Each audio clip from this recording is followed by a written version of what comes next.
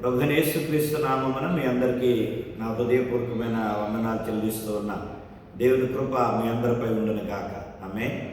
అందరూ బాగున్నారు కదా? ప్రార్థన చేసుకున్నామా?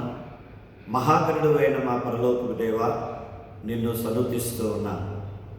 నీ కృపా బాహుల్యాన్ని బట్టి నీకు వందనాలు. నీ మంచితనాన్ని బట్టి, నీ ప్రేమను బట్టి నీకు కృతజ్ఞతలు చెల్లిస్తూ ఉన్నా. మా ఆయుష్ని పొడిగించిన దేవుడవు, మా దినములను లెక్కించిన దేవుడవు, నీ దయా సంకల్పము చొప్పున మమ్మల్ని నడిపిస్తూ ఉన్న దేవుడవు, విడువక ఎడబాయక పోషిస్తూ ఉన్న దేవుడవు, నమ్మదగిన గొప్ప దేవుడవు. అట్టి నా తండ్రి, నిన్ను హెచ్చించి మమ్మల్ని తగ్గించుకుంటూ ఈ దినమంతా, ఈ మాసమంతా, ఈ వారమంతా నీ రాకడ వరకు నీ యొక్క అద్భుతమైన కృపా వాత్సల్యము ద్వారా నీ యొక్క ప్రణాళికలో, నీ చిత్తంలో మమ్మల్ని నడిపించి మా కుటుంబాలను దీవించమని, మా బిడ్డలను దీవించమని, ఈ వాక్యాన్ని వింటున్న ప్రతి వారిపై మెండైన దేవుడు కుమ్మరించమని యేసు నామములో ప్రార్థించి స్తుతిని మీకు అర్పించుకొనుచున్నాము పరమ తండ్రి. ఆమేన్. Praise Lord. హల్లెలూయా. మంచిది. దేవుని యొక్క వాక్యములో నుండి మరి కొన్ని మాటలను మనం ధ్యానం చేద్దాం. ఇర్మియా 39వ అధ్యాయము 18వ వచనాన్ని చదువుతున్నా. ఇర్మియా పుస్తకములో 39వ అధ్యాయము 18వ వచనం. నీవు నన్ను నమ్ముకొంటివి గనుక నిశ్చయముగా నేను నిన్ను తప్పించెదను. నీవు ఖడ్గము చేత పడవు, దోపుడు సొమ్ము దక్కించుకున్నట్లు నీ ప్రాణమును నీవు దక్కించుకుందువు. ఇదే యెహోవా వాక్కు. ఇక్కడ దేవుని యొక్క వాక్యము రాయబడుతున్న మాట ఎబిద్మెలెకు అనే ఒక నపుంసకుడికి ఇర్మియా ద్వారా చెబుతూ ఉన్నటువంటి మాట. ఈ ఇర్మియా పుస్తకములో ఇద్దరు వ్యక్తుల గురించి ఈ మాట రాయబడింది. రెండవది 45వ అధ్యాయము 5వ వచనములో ఆ మాట చదువుతాం. నీ నిమిత్తము నువ్వు గొప్ప వాటిని వెతుకుతున్నావా? వెతకవద్దు. నేను సర్వశరీరుల మీదకి కీడు రప్పించుచున్నాను. అయితే నీవు వెళ్ళు స్థలములన్నిటిలో దోపుడు సొమ్ము దొరికినట్టుగా నీ ప్రాణమును నీకు ఇచ్చుచున్నాను. ఇదే యెహోవా వాక్కు. ఇక్కడ బారూకు గురించి వ్రాయబడుతున్నది. ఎబిద్మెలెకు అనే వ్యక్తి ఇర్మియా మరి నీళ్లు లేని బురద కలిగిన గోతిలో పడవేయబడినప్పుడు అతన్ని రాజు దగ్గరికి వెళ్ళి ధైర్యం చేసి రాజుతో మాట్లాడి ఆ ఇర్మియాని ఆ బావిలో నుండి బయటికి తీసుకొచ్చినటువంటి వ్యక్తి ఎబిద్మెలెకు.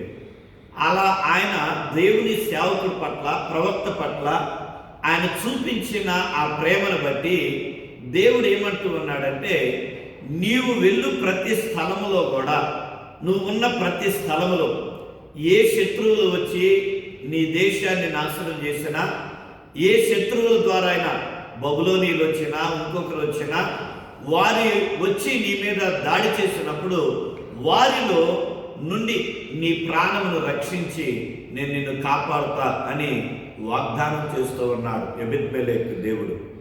అలాగే బారూకుతో కూడా అదే వాగ్దానం చేస్తాడు.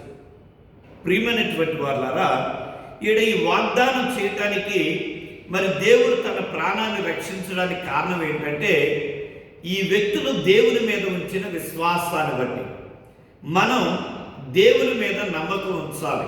అందుకని ఈ మాట చదివాం. నీవు నన్ను నమ్ముకుంటువి. ఆ వ్యక్తి దేవుని నమ్ముకున్నాడు. మరి ఈ లోకంలో నీవు నేను కూడా దేవుని నమ్ముకున్నాను. మరి నమ్ముకున్నటువంటి మనకి ఎందుకు భయం? నమ్ముకున్న మనం ఎందుకు పిరికివారంగా ఉంటున్నాం? నమ్ముకున్న మనం ఎందుకు అవిశ్వాసాన్ని వ్యక్తపరుస్తున్నామంటే, పైకేదో నమ్మకం ఉంది కానీ లోపల అవిశ్వాసమే ఉన్నది. అందుకనే మనం త్వరగా భయపడుతున్నాం, త్వరగా సమస్యలు ఉంటున్నాం, త్వరగా శ్రమలకు గురవుతున్నాం, శ్రమలో వెనుకడుగు వేస్తూ ఉన్నాం. అందుకని ఈ దేవుడు ఇక్కడ చెబుతూ ఉన్న మాట, నీవు నన్ను నమ్ముకున్నావు కనుక నేను నిశ్చయముగా నిన్ను రక్షిస్తా. ఖడ్గము నుండి రక్షిస్తా, అలాగే దోపిడీదారు నుండి రక్షిస్తా, అలాగే ఈ నీ శత్రువుల నుండి నేను నిన్ను రక్షిస్తా. ఏ సందర్భంలో అయినా సరే నీకు వచ్చే ప్రతి అపాయం నుండి కూడా నేను నిన్ను రక్షించే దేవుడినై ఉన్నాను అని చెబుతున్నాడు. మరి దైవజనుడైనటువంటి మోషే కూడా తాను ప్రార్థన చేస్తూ ఉన్న ప్రార్థన గీతంలో నుండి కూడా ఈ మాట చెప్తూ ఉన్నాడు.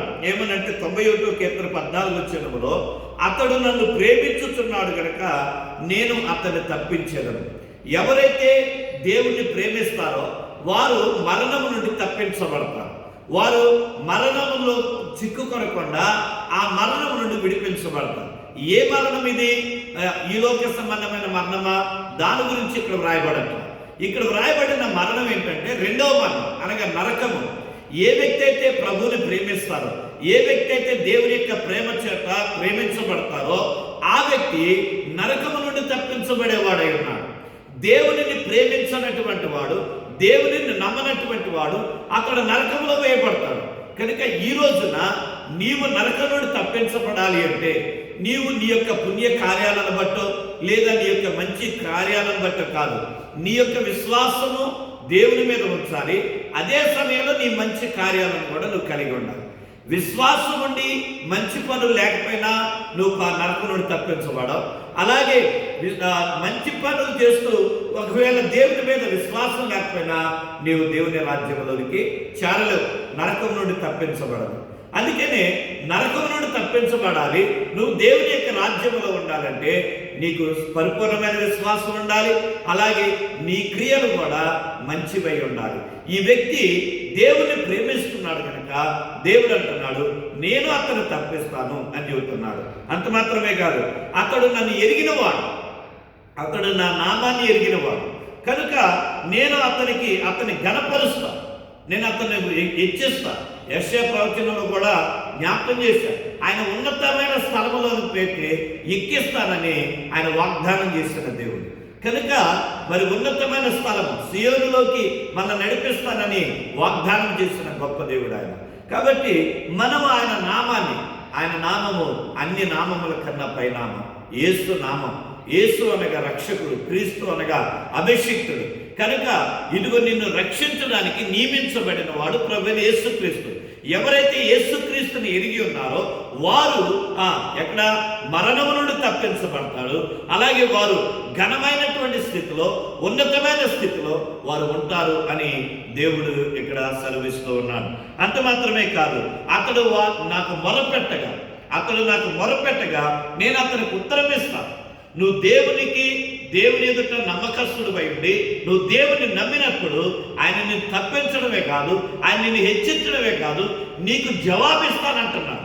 నువ్వు మొరపెట్టిన ప్రతిసారి, నువ్వు అడిగిన ప్రతిసారి ఆయన నీతో మాట్లాడి నీ ప్రార్థనకి జవాబిచ్చే దేవుడు నీ దేవుడై ఉన్నాడు అని ఇక్కడ వ్రాయబడుతూ ఉన్నది. అంత మాత్రమే కాదు, శ్రమలో మన తోడుగా ఉంటానన్నాడు. ఇమ్మానుయేలు దేవుడిగా ఆయన ఉంటానన్నాడు. యెహోషమ్మాగా ఆయన నిన్ను నడిపిస్తానని వాగ్దానం చేస్తూ ఉన్నాడు. అదే మోషే తెలియజేస్తున్నాడు.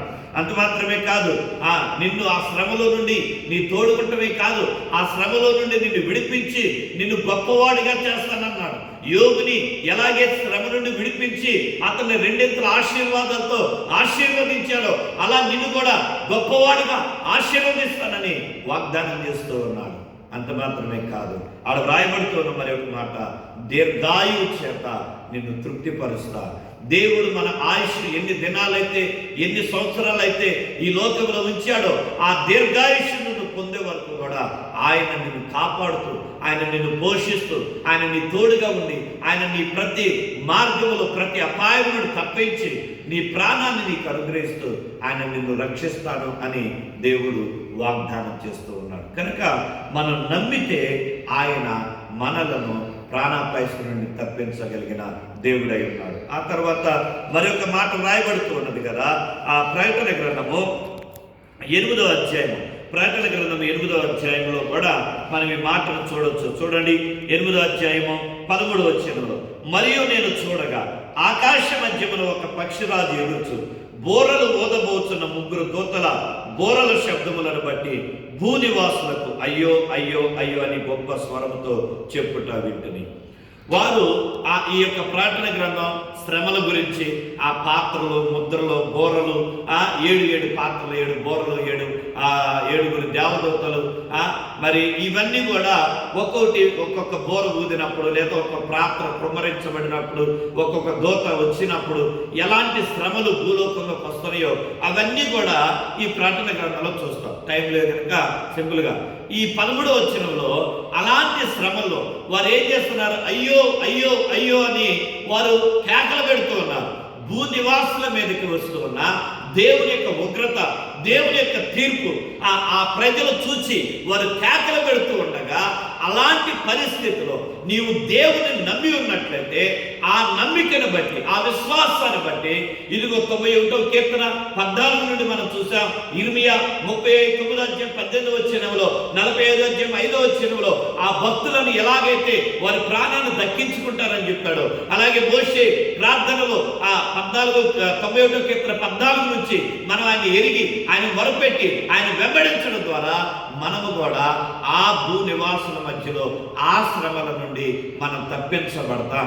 ఆ ఉగ్రత దినాన్ని మనం తప్పించబడి మన దేవుని యొక్క రాజ్యంలో ఉంటామని దేవుడు మనకు వాగ్దానం చేస్తూ ఉన్నాడు. కనికట్టు వాగ్దానం కొరకే ప్రార్థన చేద్దాం. దేవా, ఇదిగో రేపుడు దినాన, శ్రమ దినాన, నీ రాకడ దినాన భూలోకములకు 7 ఏళ్ల శ్రమలను నువ్వు అనుమతించినప్పుడు, అయా భూలోకములు, అయ్యా నీ రాకడ, రెండవ రాకడ అయ్యా వచ్చి సంఘం ఎత్తబడినప్పుడు నేను విడువబడకుండా నీ రాజ్యంలో ఉండినట్లుగా నన్ను దీవించయ్యని ప్రభువుని అడుగుదామా? పరిశుద్ధుడైన మా తండ్రి, ఈ కొద్ది మాటలు మా అందరి వెనుకల్లో దీవించి మీ నామానికి మేము తెచ్చుకోనండి. నీవు తప్ప మమ్మల్ని దీవించేవారు, మమ్మల్ని ఆశీర్వదించేవారు, మమ్మల్ని రక్షించేవారు, మమ్మల్ని కాపాడేవారు ఎవరు ఉన్నారు? నా తండ్రి, నీ అద్భుతమైన కృపావాత్సల్యము ద్వారా ఎదుగో మా బిడ్డలందరినీ, ఈ మాటలు వింటున్న ప్రతి ఒక్కరిని నాయన నీ తీర్పు దినాన, నీ నిత్యత్వములు ఉన్నట్లుగా నాయన నీ ఉగ్రత దినాన తప్పించి వారి విశ్వాసాన్ని బట్టి వారి ప్రతిఫలాన్ని దయచేసి నీ రాకలో ఉంచమని యేసు నామమున అడుగుతున్నాను తండ్రి, ఆమేన్. తండ్రి, కుమార పరిశుద్ధాత్మ త్రియేక దేవుని సన్నిధి సదా తోడై దీవించును గాక. ఆమేన్. May God bless you. దేవుడు మిమ్మల్ని దీవించును.